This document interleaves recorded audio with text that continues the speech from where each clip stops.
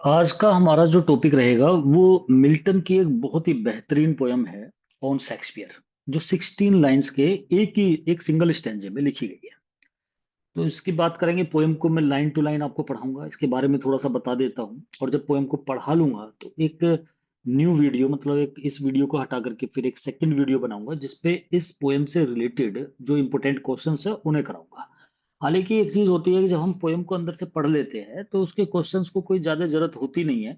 लेकिन कुछ question poem से रिलेटेड होते हैं, उसकी बैकग्राउंड से रिलेटेड, थीम से रिलेटेड होते हैं, किस प्रकार की पोयम है, वे क्वेश्चन हमें करने होते हैं। लाइन के बीच के क्वेश्चन भी लिखवा इसलिए जाते हैं क्योंकि कभी कभी बच्चे पोयम को इतने तरीके से या भूल जाते हैं, तो वो रटने वाली चीजें ज्यादा इजीली कर लेते हैं। तो क्वेश्चन सामने रहते हैं तो जब टाइम आता है एग्जाम का तो क्वेश्चन को पढ़ के चले जाते हैं, पोयम को दोबारा रिपीट करने में टाइम ज्यादा लगता है। तो इसलिए वो क्वेश्चन वहां पर लिख भी दिए हैं। और बाकी जब आप इस पोयम को कंप्लीट पढ़ लोगे अंदर से तो आपकी क्लियर हो जाएगी। पोयम को पढ़ाने से पहले मैं इसके थोड़ा सा इसके बारे में बता दूं आपको। ऑन शेक्सपियर एक पोयम है मिल्टन की, और ये मिल्टन की फर्स्ट पोयम है, फर्स्ट पब्लिश्ड पोयम है। मतलब मिल्टन की जो पोयम है ये पहली पब्लिश्ड पोयम है। लिखी हुई पोयम में तो मैं पहले भी लिखा चुका हूं आपको। ओड है उसका, ode on the morning of Christ nativity, वो उसका 1629 में था। तो उसने लिखा था लेकिन वो पब्लिश नहीं हो पाया था। पब्लिश हुआ था वो बहुत लेट जा करके, जब मिल्टन की एक साथ इकट्ठी कई सारी पोयम निकली थी। और एक टाइटल बनाया था मिल्टन ने, poems of mister John Milton, ऐसे करके वो 1645, आप लगा लो कितने, 16 साल बाद। तो बहुत लेट जो वो निकला। तो ये उसका एक पब्लिकेशन निकाला था मिल्टन ने, और उसकी एक एंथोलॉजी थी, एक सीक्वेंस था, और उसमें बहुत सारी पोयम मिल्टन ने एक साथ पब्लिश कराई थी 1645 में। तो 1629 में फर्स्ट पोयम जो थी, ओड था मिल्टन का, उसका जो नाम था वो था जो जीसस क्राइस्ट के इनकारनेशन के ऊपर उसने लिखा था, ode on the morning of Christ nativity. अगर आपसे पूछे कि पहली पोयम कौन सी है, तो वो तो ode on the morning of Christ nativity है। लेकिन फर्स्ट पब्लिश्ड पोयम अगर आपसे पूछा जाए मिल्टन की, ये दोनों क्वेश्चन में ध्यान रखने वाली बात है, तो ऑन शेक्सपियर है। ये फर्स्ट टाइम पब्लिश हुई थी, 1630 में लिख ली गई थी।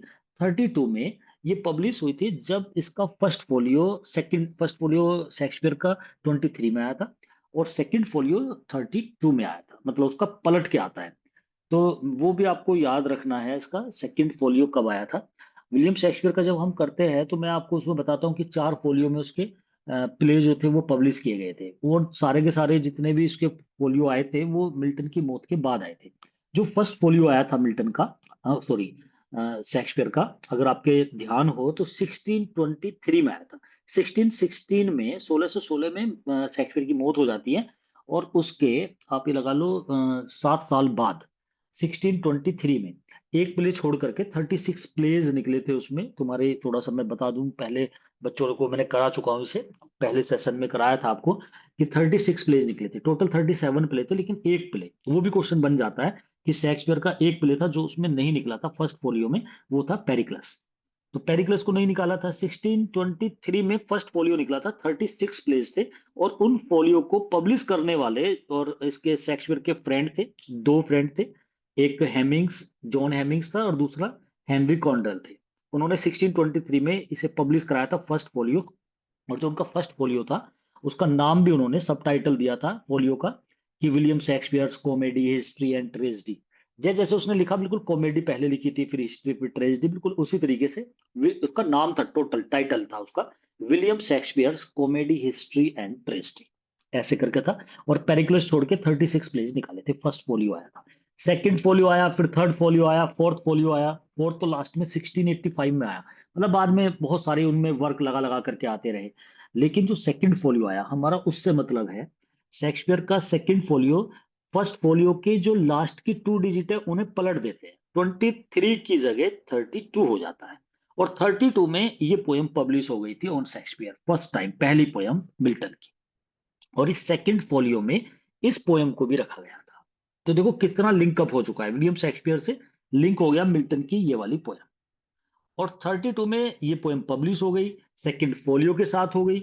और वहां पर इसमें मिल्टन का नाम नहीं लिखा गया था कि ये पोएम मिल्टन की है। एनोनिमसली बोलते हैं, विदाउट नेम, तो एनोनिमसली इसे पब्लिश किया गया इस पोएम को, ये भी क्वेश्चन बनता है। तो विदाउट गिविंग हिज नेम, अपना नाम नहीं दिया था मिल्टन ने, और इस पोएम को पब्लिश करा दिया था 1632 में, और सेकंड फॉलियो था। अब हम इस पोएम के बारे में बात कर लेते हैं। ये 16 लाइन की पोएम है, इपिग्रामेटिक स्टाइल में है। इपिग्राम क्या होता है कि एक विटी, बड़ा चालाकी से, अगर आप किसी चीज को, मतलब गागर में सागर भी भर दो, और उसे चालाकी से अपने एक बात को टारगेट बनाते हुए, और बातों को घुमा करके, आयरनी वे में, और थोड़ा विटी तरीके से, मतलब इंटेलिजेंस से दिखा करके अपनी, आप अपनी बात को इस तरीके से रख दो चालाकी के साथ, तो वो इपिग्राम होता है, इपिग्रामेटिक स्टाइल। तो सारी की सारी 16 लाइंस उसने, अब आप जब पढ़ोगे पोएम को तो आपको लगेगा वाकई मिल्टन ने कमाल कर दिया, मतलब इस तरीके से लिखा है। आप देखना अपनी बात को कैसे लेके चलेगा वो, उसे एक ही बात पे जोर देना है। ऐसा काम कभी जॉन डन किया करता था, क्योंकि जॉन डन जो मेटाफिजिकल पोइट हुए हैं, तो मिल्टन भी कहीं ना कहीं मेटाफिजिकल पोइट्री से जुड़ा हुआ ही है। इसी टाइम पे ही, मिल्टन के टाइम पे ही, cavalier poets, metaphysical poets, puritan poets ये हुए हैं। तो उसने मेटाफिजिकल पोइट्स तो खूब देखे हैं, उन्हें पढ़ा है। कंटेम्पररी समझो उसके, उसी टाइम मेटाफिजिकल जॉर्डन जैसे पोइट थे, और वो लिखा करते थे। हेनरी वो, थॉमस कैरियो, ये और मार्वल। तो ये बहुत सारे जो पोइट्स थे जो बहुत ज्यादा विटी स्टाइल में लिखते थे, मतलब बहुत पढ़े लिखे थे। और जॉर्डन तो बहुत ही ज्यादा पढ़ा लिखा था।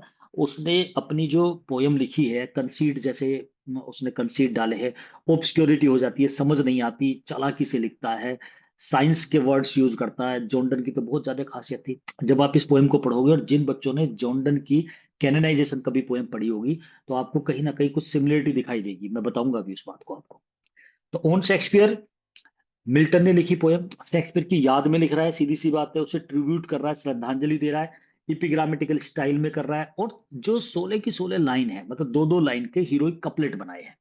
अब हीरोइक कपलेट आप ऐसे भी देखो, इन चीजों को आप जोड़ सकते हो, एक दूसरे की चीज से जुड़ जाता है। मैं आपको एक थोड़ा सा एग्जांपल देने की कोशिश करूंगा। मिल्टन वैसे तो ज्यादातर, आपने देखा होगा, पैराडाइज लॉस्ट की अगर हम बात करें, या सैमसन एगोनिस्टिस की बात करें, कॉमस की बात करें, वो ज्यादातर ब्लैंक वर्ड्स यूज कर रहा है। लेकिन इस पोएम में उसने हीरोइक कपलेट यूज करा है। अब हीरोइक कपलेट, विलियम शेक्सपियर अपने सोनेट में लास्ट की जो दो लाइन होती थी, हीरोइक कपलेट बनाता था। हीरोइक कपलेट का मतलब होता है आयम्बिक पेंटामीटर, और दोनों वर्ड, दोनों लाइन में राइम स्कीम मैच कर जाए। और इसीलिए वो लास्ट में जो होता है, जी जी वाले होते हैं ना उसके, ए बी सी डी, और फिर ई एफ, और लास्ट में करता है जी जी। तो क्योंकि दोनों राइम स्कीम मैच करती है, अगर यहाँ पे 16 लाइन हो, और आपसे कह दे कि 8 हीरोइक कपलेट बनाए गए हैं, तो पहला जो हीरोइक कपलेट होगा, तो इसका मतलब दोनों में राइम स्कीम मैच करेगी, तो ए होगा। फिर दूसरा आएगा हीरोइक कपलेट, बी बी, फिर C D D, E F F, G ऐसे चलेगा। और बिल्कुल ये इसकी राइम स्कीम, अगर आपसे कोई पूछ ले, जब आपसे कोई कहते हीरोइक कपलेट है और 16 लाइन है, तो आप ऐसे ही बनाओगे लाइन को। तो उसकी पहली लाइन दूसरी से मैच करेगी, तीसरी चौथी से करेगी, क्योंकि सारे के सारे दो दो लाइन के हीरोइक कपलेट बना रखे हैं। आयम्बिक पेंटामीटर होना चाहिए हीरोइक कपलेट में, और राइम स्कीम मैच कर रही हो। और राइम स्कीम मैच ना कर रही हो, आयम्बिक पेंटामीटर, तो वो ब्लैंक वर्ड्स हो जाती है। तो मिल्टन ने हीरोइक कपलेट बनाए हैं, ये 8 हीरोइक कपलेट इसके अंदर डाले हैं, एक ही स्टेंजा बना दिया, और उसके अंदर अपनी पोएम को कंप्लीट कर दिया। अब बात आती है कि इसने जो ये पोएम लिखी है, जो सेकंड फोलियो में पब्लिश कराई थी मिल्टन ने, आखिर इस पोएम में है क्या। देखो, जब मैं इसके बारे में थोड़ी सी बात पहले बता दूंगा, तो आपके समझ में थोड़ा सा इजी आएगा ये। तो ऑन शेक्सपियर पोएम जो मिल्टन ने लिखी, इसमें ये क्या बताना चाह रहा है, इसने शेक्सपियर के बारे में, देखो एक चीज तो है, विलियम शेक्सपियर इतना महान पोइट है, और अगर हम आज बात करें भाई, उसे, उसकी जो मौत है, उसका जो टॉम्ब है, मकबरा तो उसका बना ही नहीं है, मतलब वो तो ऐसे ही दफना दिया गया था नॉर्मली। मिल्टन की जो आज भी अगर आप इसकी कब्र पे जाओगे ना, मिल्टन की, तो एक नॉर्मल तरीके से है, जैसे एक नॉर्मल इंसान की होती है। तो इस बात को ध्यान में रखते हुए मिल्टन ने ये पोएम बनाई है। और वो ये कह रहा है कि शेक्सपियर को याद करते हुए कि, अरे शेक्सपियर, अगर तुम्हारी कोई टॉम्ब नहीं बनी, मकबरा नहीं है तुम्हारा एक बड़ी सी, जैसे आप जाओ यहाँ पर दिल्ली में अगर आप जाते हो, तो जितने भी, चाहे इंदिरा गांधी है, राजीव गांधी है, या आपके जो बड़े बड़े जो भी नेता हुए हैं महान, उनके सबकी कब्र, उनके सबके नाम लिखे हुए हैं, शक्ति स्थल, किसान स्थल, किसान घाट बनाया हुआ, राजघाट महात्मा गांधी का। तो उनके बड़े बड़े ये, इन्हें मकबरे बोल दो, आप स्थल बोल दो, या मोन्यूमेंट्स कह दो, इन्हें जो भी है। जैसे आप ताजमहल जाओ, तो आगरा का ताजमहल है, तो वो कैसा मकबरा बनाया हुआ है, आप देख के भी बिल्कुल वंडर है। तो ऐसी ऐसी चीज बनाई गई है बड़ी बड़ी। तो यहाँ पर मिल्टन इस बात को लेकर के इस पोएम को लिखा है। और विलियम शेक्सपियर को एक ट्रिब्यूट कर रहा है। और उसका मानना यह है कि अगर शेक्सपियर की लिए उसकी कब्र नहीं बनाई गई, उसके इतने बड़े बड़े मोन्यूमेंट्स नहीं बने, उसके टॉम नहीं बने, उसके पिरामिड्स नहीं बने, जैसे मिस्र के पिरामिड होते हैं ना, वो क्या होता है कि मतलब मिस्र के पिरामिड आपने सुने होंगे कि कोई बड़ा राजा मरता था तो उसके सारी चीजों को और उस व्यक्ति को एक मम्मी में करके, मतलब उस पर लेप सा लगा करके उसे अंदर लेटा, आज भी तो उसे लिटा देते हैं, और उसका फिर एक बहुत बड़ा मकबरा टाइप में, मतलब पिरामिड होते हैं, ऊंचे ऊंचे बनाए जाते हैं, वे बहुत सारे गगनचुंबी, बहुत ऊंचे ऊंचे। तो इसका शेक्सपियर का तो ऐसा बना नहीं है। तो मिल्टन इसी बात को बोल रहा है कि भाई आपको इस बात को लेकर के परेशान नहीं रहना चाहिए कि आपके टॉम नहीं बनी, पिरामिड्स नहीं बने, मोनूमेंट्स नहीं बने। ये फिजिकल जो मोनूमेंट्स है ना, ये जो स्मारक है या फिजिकल जो ग्लोरीज है, ये सारी की सारी चीजें अगर तुम्हारी नहीं है तो तुम इस चीज से परेशान मत हो। क्योंकि और ना ही तुम्हें इन चीजों के बारे में सोचना चाहिए, क्योंककि तुम जो है ना इंसानों के, रीडर्स के दिल में बसे हुए हो। और जो उनका दिल है ना, जैसे हमारा तुम्हारा सबका जो हमारा हर्ट है, और वो विलियम शेक्सपियर जो है हमारे हर्ट में है। तो जो अंदर है और हमारा जो हर्ट है या हमारी जो बॉडी है ना, वो उसके स्मारक है। तो तुम तो ऐसे बड़े स्मारक के और इस सब के दिलों में बसे हुए हो, तो तुम्हें ये तो तुच्छ चीज है उसके सामने ना। ये तो एक ना एक दिन सब तहस नहस हो जाएंगे। देखो कितनी भी बड़ी चीज हो, एक समय आने पे, चाहे कोई टॉम, आज भी आप देखो ताजमहल को देख लो, पता नहीं कितनी बार रिपेयर करा लिया, और उसमें बार बार जो ये पड़ती है ना, ये उसे बोलते हैं हम, अरे ये जो ओजोन परत जो होती है उसमें जो वो किरणें निकल करके आती है, जो साइंस के स्टूडेंट्स उन्हें पता होगा। तो वो इतना ज्यादा उसे, मतलब उसे नुकसान पहुंचा रही है बहुत ज्यादा है। और पहले कैसे चमका करता था, बिल्कुल वो बेकार हो चुका, मतलब वो बात नहीं रही जो कभी पहले थी, और फिर उसमें रिपेयर कराई जा रही है जब जाकर के वो रुका हुआ है। तो एक ना एक दिन सारी चीजें खत्म हो जाएगी, लेकिन तुम यादों में बसे हुए हो ना, तो तुम कभी नहीं जाओगे। तो तुम्हारा मकबरा तो, इन ये मकबरे तो उसके सामने कुछ भी नहीं है। ये थीम है जो मैंने आपको बता दी। अब आप इसी बात को माइंड में लेकर के चलना, आपको पोएम समझ में आ जाएगी। तो अब लाइन टू लाइन कर लेते हैं, उन पे बातें कर लेते हैं कौन शेक्सपियर पे। 8 लाइन मैंने स्टार्टिंग में कर दिया है, 8 लाइन सेकंड पेज पे कर दूंगा। लेकिन ये आप ये मत समझना कि ये दो स्टैंजा है, स्टैंजा एक ही है। दो दो लाइन के 8 हीरोइक कपलेट बनाए गए हैं। 2 लाइन अलग पढ़ेंगे, दो अलग पढ़ेंगे, ऐसे पढ़ लेंगे, इसमें कोई दिक्कत नहीं है, ठीक है। तो पोएम स्टार्ट कर लेता हूँ मैं, ऑन शेक्सपियर। और ये 16 लाइन्स पोएम्स हीरोइक कपलेट में है। और आपको अब लाइन टू लाइन, अब आप इसे देख लेना। तो थोड़ा ध्यान दे करके, what needs my Shakespeare for his honoured bones. तो विलियम शेक्सपियर के बारे में मिल्टन क्या बोल रहा है कि क्या जरूरत है हे मेरे शेक्सपियर तुम्हें। वही बात आ जाएगी जो मैं भी कह रहा था। व्हाट नीड्स, अरे क्या जरूरत पड़ गई शेक्सपियर, मेरे शेक्सपियर, माई शेक्सपियर बोल रहा है। माई शेक्सपियर, मिल्टन बोल रहा है, शेक्सपियर के लिए बोल रहा है। ऐसा लग रहा है जैसे शेक्सपियर को याद करते हुए बोल रहा है।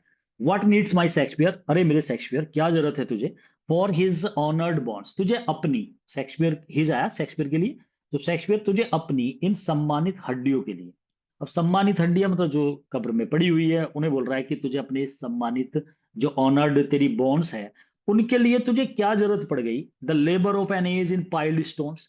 पाइल स्टोन जो होता है ना, पाइल माने ढेर लगाना होता है, पत्थरों का ढेर से मतलब यहाँ टोम्ब हो गया, मकबरा। तो the labour of an age का सेंस ये हो गया कि एक पूरी एज लग जाती है, मतलब बहुत समय लगता है, लेबर लगती है एक मकबरे बनाने में। जैसे आपने सुना होगा 22 साल, कितने साल लगे थे इसे, जब शाहजहां ने बनवाया था ये ताजमहल, तो बहुत समय लगता है। तो कह रहा है व्हाट नीड्स माई शेक्सपियर, अरे शेक्सपियर तुझे क्या जरूरत है कि अपने सम्मानित बॉन्ड्स के लिए, अपने जो तेरे अवशेष बचे हुए इनके लिए, तुझे the labour of an age in piled stones, तुझे ये एक टॉम्ब की जरूरत पड़े जिसमें बहुत लंबे समय तक कार्य करा करके एक टॉम्ब बनाई जाए, जिसमें बहुत समय लगाया जाए, बहुत लेबर लगाई जाए, और चलो एक बना दी जाए, उसकी क्या जरूरत पड़ती है तुझे। व्हाट नीड्स यू, और तुझे क्या जरूरत है, पहले तो क्वेश्चन पूछ रहा है, कह रहा है क्या जरूरत है, फिर बताएगा कि तुझे जरूरत है ही नहीं वाकई। पहले तो कह रहा है व्हाट नीड्स, अरे क्या जरूरत है तुझे ये मेरे शेक्सपियर, अपनी इन सम्मानित जो हड्डियां है ना, इनके लिए, the labour of an age in piled stones, अरे तुझे पाइल्ड स्टोन्स के लिए लेबर लगा के एक बड़े बड़े मकबरे बनाने की क्या जरूरत पड़ गई, ऐसे बोल रहा है। फिर कहता है, या फिर दैट हिज हैलोड रेलिक्स के लिए, या तुझे अपनी इन, हैलो माने भी पवित्र होता है, ऑनर्ड लिखा था ना, और रेलिक्स, जैसे ये ऑनर्ड बोन है, इसका सिनोनिम्स बना दिया इसने बस। बात वही कह रहा है कि भाई तुझे अपनी बॉडी के लिए इन चीजों की क्या जरूरत है। तो अब फिर कह रहा है, या फिर तुझे अपनी इन, हैलोड माने पवित्र, रेलिक्स होते हैं अवशेष, तो अवशेष भी वही है, हड्डियां, तुझे अपनी इन पवित्र हड्डियों के लिए कुछ छिपाने चाहिए, शुड बी हिड, क्या तुझे ये छिपानी चाहिए, अंडर ए स्टारी पॉइंटिंग पिरामिड्स, पिरामिड होते हैं ना बड़े बड़े, मैंने बताया मिस्र के पिरामिड बड़े फेमस है। और स्टार, ये पॉइंटिंग से मतलब है जो स्टार को पॉइंट करते हुए छूते हुए, थोड़ा हाइपरबोल कर दिया कि स्टार को छूते हुए, मतलब ऊंचे ऊंचे पिरामिड में तुझे अपनी इन पवित्र हड्डियों के छुपाने की क्या जरूरत है। तो चारों लाइन में एक ही बात है कि भाई तुझे पिरामिड और तुझे टॉम्ब, इनकी क्या जरूरत है अपनी इन अवशेषों को इनके अंदर डालने की, मतलब तुझे अपनी कब्र और पिरामिड बनाने की कोई जरूरत नहीं है। तो व्हाट नीड ऑफ दिस, कुछ नहीं, ये तुच्छ है तेरे सामने, तो क्या जरूरत पड़ रही है। अब देखो विलियम शेक्सपियर कहने तो आया नहीं मिल्टन से, लेकिन मिल्टन अपने आप ही पब्लिक को बताना चाह रहा है कि अब तो मिल्टन ने कहीं ऐसा सुन लिया हो कि अरे देखो विलियम शेक्सपियर जो है उसकी कब्र तो ऐसी है हल्की फुल्की, तो अब उसने इसी पे एक पोएम बना दी। अरे क्या जरूरत पड़ी है विलियम शेक्सपियर को, वो तो हमारे दिलों में बसा हुआ है, मतलब लास्ट तो ऐसे करेगा, उसका आंसर है इस पे। आंसर यही है, मैं पहले बता दिया, आपका सस्पेंस तोड़ दिया।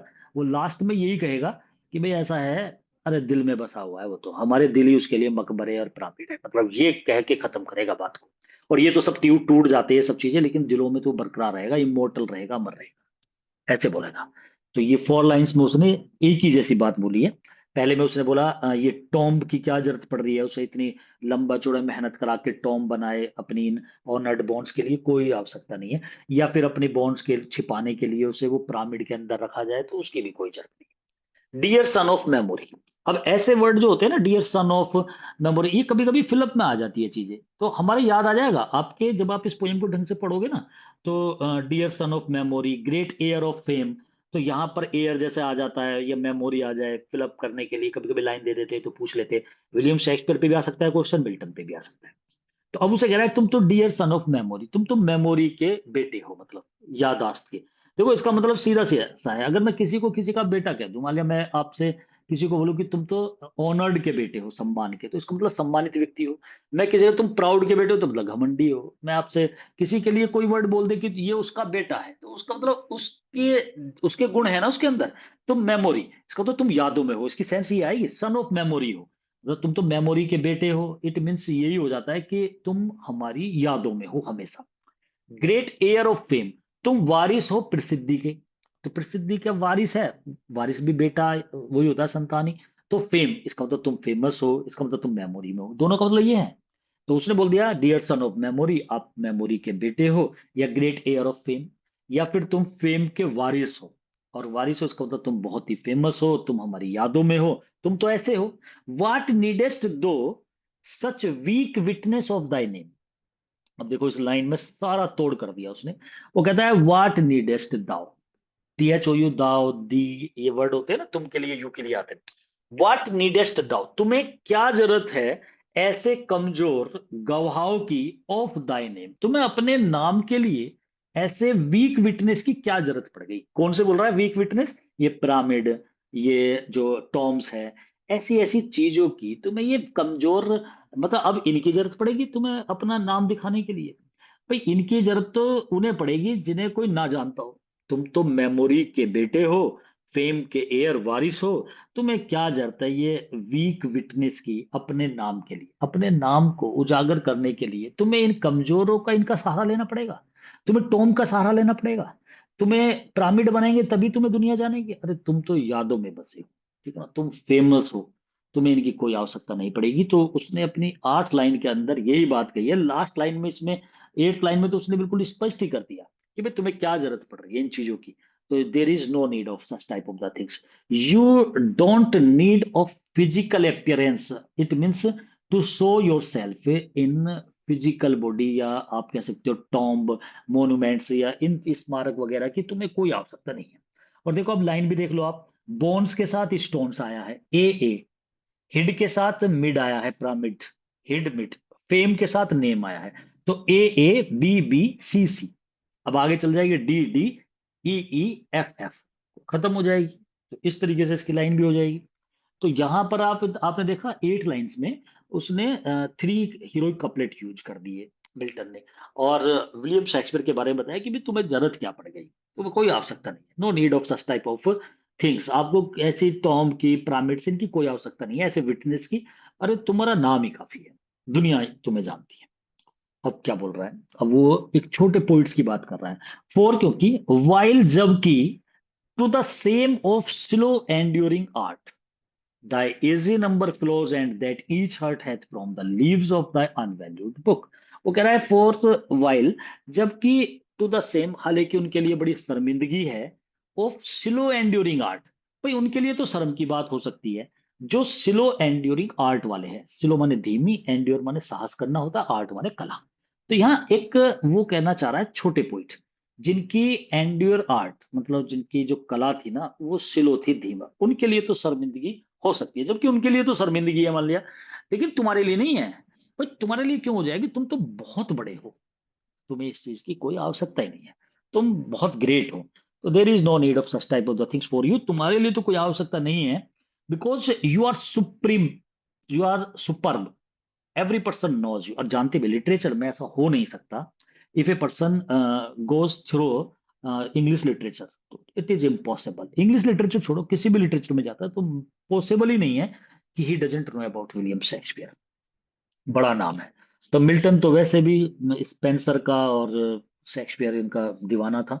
वो कह रहा है कि वाइल, जबकि to the same of slow enduring art, जिनकी स्लो आर्ट है ना, मतलब जो धीमे या जो लो पोइट्स है, उनके लिए तो सेम हो सकता है कि भाई इस तरीके से पढ़ा रहना, लेकिन तुम्हारे लिए नहीं है। द इजी नंबर्स फिलो, तुम्हारे तो वे जो इजी नंबर, या नंबर जो है ना पोइट्री के लिए आया है, मतलब तुम्हारे वर्क, भाई कुछ भी लिखा है तुमने, चाहे वो प्रोज पोइट्री लिखी है, चाहे आपने जो भी लिटरेचर में ड्रामा लिखा है, तुम्हारे जो वे इजी नंबर्स फ्लोइंग करते हैं ना, फ्लो माने बहना, इजी माने वे इजी, मतलब वो तुमने बड़े आसानी से बहुत ही इजी वे में जो अपने नंबर्स लिखे हैं ना, वो ऐसे बह रहे हैं, जैसे कहते हैं ना गीत तुम्हारे, मतलब बह रहे हैं हवाओं में, पूरे वातावरण में। दाए तुम्हारे इजी नंबर्स फ्लो हो रहे हैं, मतलब बह रहे हैं चारों तरफ फैले हुए। एंड दैट, और दैट ईच हर्ट, प्रत्येक दिल, मतलब रीडर्स का, जिसने भी तुम्हें पढ़ा है, each heart hath from the leaves, प्रत्येक दिल ने, हैथ माने रखना, हैज, फ्रॉम द लीव्स माने पत्तियां, और बुक की पत्तियां, तुम्हारी अनवैल्यूड बुक बोल दिया, मतलब जिसकी वैल्यू ना हो, वैल्यू लेस हो गई। इट मीन्स जिसका वैल्यू लेस मतलब अमूल्य हो गए ना एक तरीके से। तुम्हारी जो अमूल्य बुक है ना, किताब की पत्तियां क्या हो सकती है, मतलब पेजेस। तो वो बोल रहा है दैट ईच हर्ट हैथ, प्रत्येक दिल ने, जितने भी रीडर है ना, तुम्हारी अनवैल्यूड बुक्स के जो पेजेस है उनसे रखा है, क्या रखा है, दोज डेल्फिक लाइंस, वे जो तुम्हारी डेल्फिक का डी बड़ा बना रखा, ये मतलब होता है कि बहुत ही जो समझ से बाहर हो, जिसे कोई इजी कॉमन विट पर्सन ना समझ सके आसानी से, तो मतलब बहुत ही उच्च श्रेणी। दोज डेल्फिक लाइंस, वे तुम्हारी जो महान लाइंस है ना, विद डीप इंप्रेशन टुक, बहुत गहरा इंप्रेशन लिया है, किसने, ईच हर्ट ने। उसने कहा ना, देखो यहां से आता है लाइन, ईच हर्ट हैथ, और हैथ के बाद सीधा लास्ट में ले जाओ, हैथ विद डीप इंप्रेशन टुक, उन्होंने इंप्रेशन लिया है तुम्हारी लाइनों से। ईच हर्ट, दोबारा देख लो, while to the same of slow enduring art, जबकि जो स्लो एंड्यूरिंग आर्ट है ना, उनके लिए तो शर्मिंदगी हो सकती है, जो कॉमन पर्सन है। द ईज नंबर्स, तुम्हारे जो नंबर्स है ना वो बह रहे हैं, दुनिया पढ़ रही है। एंड दैट ईच हार्ट, और प्रत्येक दिल, प्रत्येक हृदय, प्रत्येक reader, hath from the leaves of the unvalued books, प्रत्येक रीडर ने तुम्हारी अनवैल्यूड बुक्स के पेजेस से लिया है। जो लाइन थी ना तुम्हारी, जो उच्च कोटि की जो लाइन थी, उनसे उन्होंने बहुत गहरा इंप्रेशन अपने दिल में लिया है। It means all readers are impressed with your valuable lines. ये बोलना चाह रहा है कि कोई ऐसा रीडर नहीं बचा जिसने भी, the readers who read your lines, जिसने भी तुम्हारी लाइन को पढ़ा है ना, he was much impressed with your lines, with your weighty lines. ये डेल्फिक जो लाइन्स बोली है ना, डेल्फिक का मतलब वो वजनदार, वो भारी, वो बहुत ही मतलब आउट ऑफ थॉट, जिन्हें हम सोच भी नहीं सकते।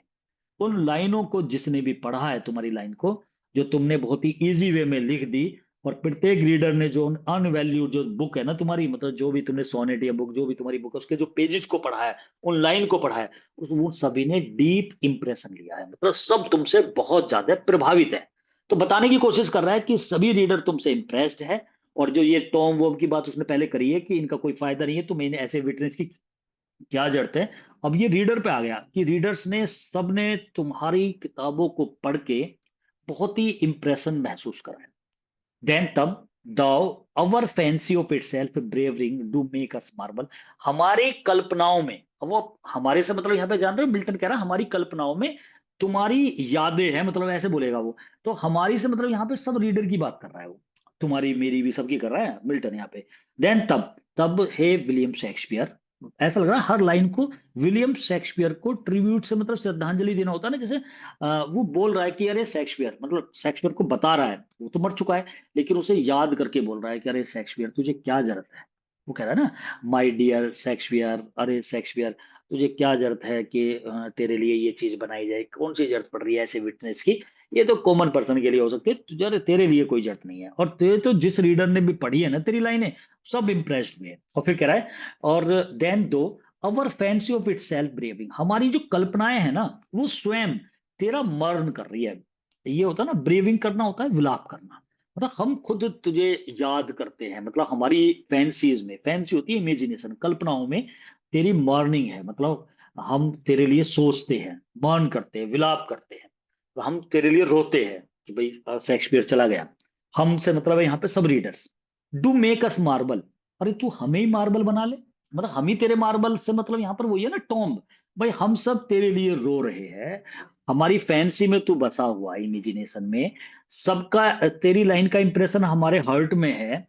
तो हम ही तेरे मार्बल है, विद टू मच कंसीविंग के साथ, बहुत ज्यादा कंसीव करना होता है किसी के बारे में, बहुत ज्यादा सोचना विचारना, इतनी बड़ी सोच लेके समझ से, मतलब हम do make us marble with too much conceiving, हम इतनी कंसीविंग के साथ, इतनी सोच के साथ हम ही तेरे मार्बल हैं। मतलब हम जो इंसान है ना, मतलब जो रीडर्स है, वो ही तेरी टॉम्ब है।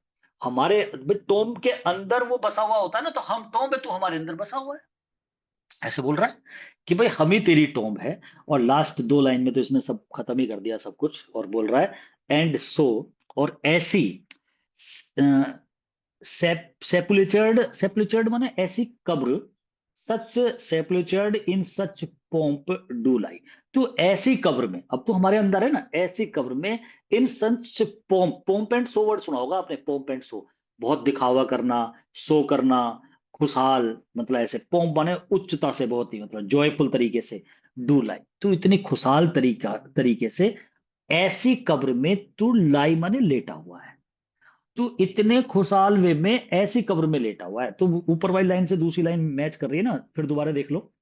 देन दो तू हमारी फैंसी में, जो स्वयं हमारी जो इमेजिनेशन है ना वो मर्न करती है तेरे लिए, डू मेक अस मार्बल, हमें तूने मार्बल बनाया हुआ है, मतलब हम तेरी कब्र है, विद टू मच कंसीविंग, तेरे बारे में बहुत ज्यादा कंसीव करने वाले, मतलब हम सोचते हैं, तू हमारे अंदर है, हम तेरी कब्र है, तू हमारे अंदर है, लेटा हुआ है। और ऐसी कब्र है तेरी, जो सेपुलेचर्ड जो दिया ना, ऐसी कब्र में है तू, इन सच पोम्प, इतने आराम से, इतने सुख से, डू लाई तू लेटा हुआ है, तू इतने सुख से लेटा हुआ है हमारे अंदर, दैट किंग्स जो राजा है ना, फॉर सच ए टॉम्ब, ऐसी कब्र के लिए वुड विश टू डाई, वे भी इच्छा रखेंगे मरने की।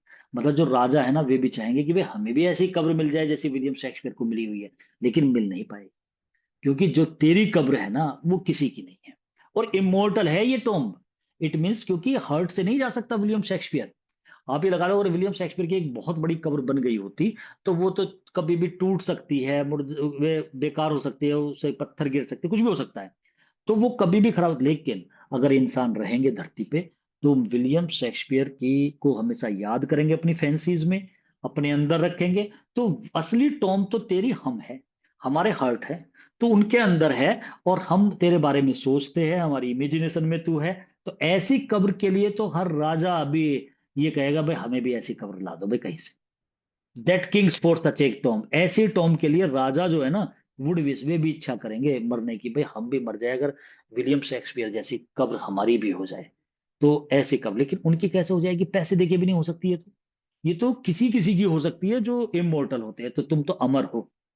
ऐसी लाइन उसने विलियम शेक्सपियर के लिए लिखी है मिल्टन ने। आप देख सकते हो कितनी चालाकी से, इसे एपिग्रामेटिक स्टाइल कहते हैं, मतलब पॉइंट टू पॉइंट बात करके, और बात को घुमा करके बहुत ही माइंड से, और कैसे किस वे में देखो तोड़ मरोड़ करके वो लाइनों को ला रहा है कि भाई क्या जरूरत है तुझे इतनी बड़ी बड़ी कब्र की, तेरे लिए तो हमारे हार्ट जो है ना वे ही मकबरे हैं, और हम तुझे सोचते हैं, हमारी यादों में तू बसा हुआ है।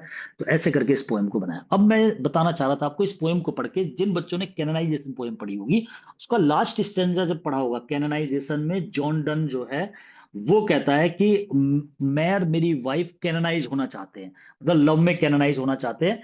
तो अब वो याद करता है कि भाई हमें मरने के बाद भाई हम तो लव करते हैं, और हर इंसान कैननाइज भी होता है जो किसी भी वर्क में जिसने बड़ा नाम करा हो, जैसे महात्मा गांधी है, वो कैननाइज है, सुभाष चंद्र बोस है वो कैननाइज है, मदर टेरेसा है, सचिन तेंदुलकर है, ये कैननाइज हो गए। मतलब इन्हें सब याद करते हैं, ये होते हैं कि एक संतों की नियमावली में अपना नाम लिखवा देना। अब जॉन डन कहता है भाई हम भी तो लव में जैसे हीर रांझा है और लैला और मजनू है, तो हम भी कैनोनाइज होना चाहते हैं, लेकिन हम कैसे कैनोनाइज होंगे? तब उसका लास्ट स्टेंजा मेरे बड़ा याद है वो, we can die by it if not live by love.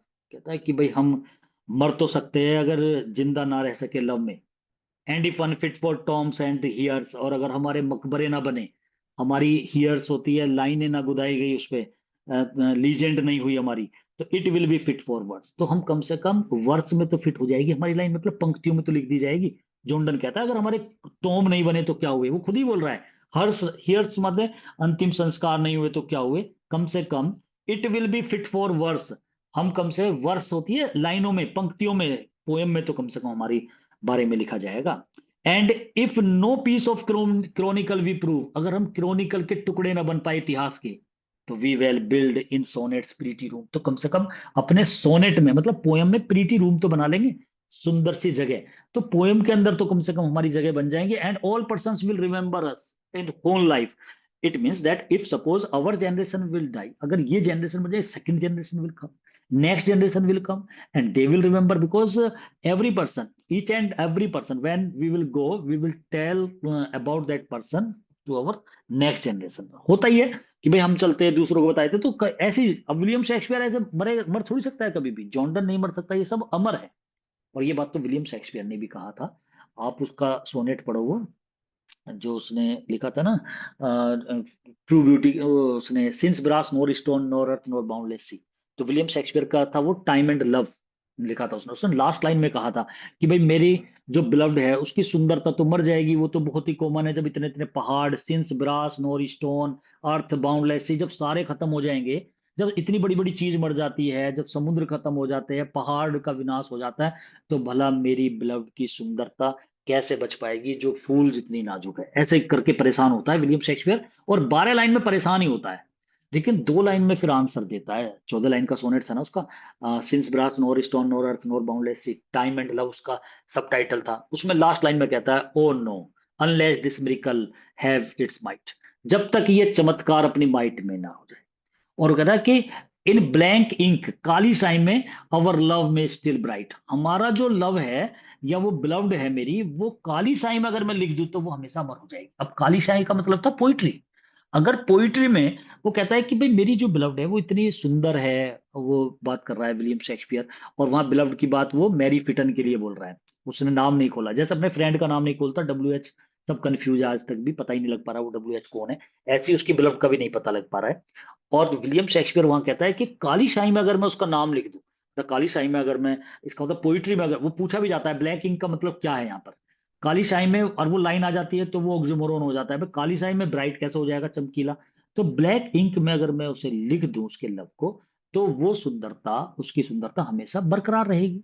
तो ये बात विलियम शेक्सपियर ने भी अपनी पोएम में कही थी, तो यहां भी वही बात है कि हर चीज की तहस नहस हो सकती है, लेकिन destroyed, each and everything will destroy sooner और लेटर, सब खत्म होंगे, लेकिन काली शाही में लिखना, पोइट्री में होना, दिल में बसना, ये इमोर्टल थिंग्स है। तो विलियम शेक्सपियर के लिए मिल्टन कह रहा है तुम्हारे पास तो ऐसे ऐसे तुम्हारे रीडर्स हैं जिन्होंने दिल में बसा रखा है तुम्हें, तो तुम तो हमेशा अमर रहोगे, तुम्हें क्या जरूरत पड़ रही है टॉम की, पिरामिड्स की, मोन्यूमेंट्स की, इनकी कोई आवश्यकता नहीं है तुम्हें।